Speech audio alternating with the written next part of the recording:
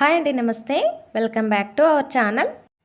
ఈరోజు మన వీడియోలో సింపుల్గా చేసుకునే ఒక మంచి స్నాక్ ఐటెంని చూపించబోతున్నానండి. క్రిస్పీగా టేస్టీగా చాలా బాగుంటాయండి. పిల్లలైతే చాలా బాగా ఇష్టపడతారు. వీటిని మనం మార్నింగ్ బ్రేక్ఫాస్ట్గా అయినా ఈవినింగ్ స్నాక్స్గా అయినా చేసుకోవచ్చండి.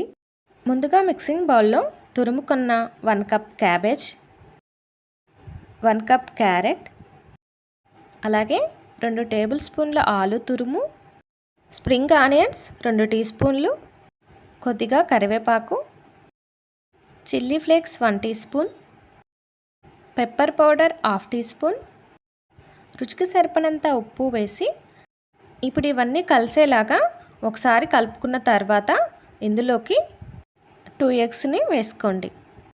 అల్లం వెల్లుల్లి paste 1/2 teaspoon, garam masala 1/2 teaspoon, ధనియా పౌడర్ 1/2 టీ స్పూన్.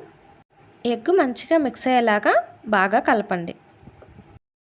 ఇలా మిక్స్ చేసుకున్న తర్వాత ఇప్పుడు ఇందులోకి 1/2 టీ స్పూన్ పసుపు, కోటింగ్ కోసం 3 టేబుల్ స్పూన్ల కార్న్ఫ్లోర్ని వేసుకొని మిక్స్ చేసుకోండి.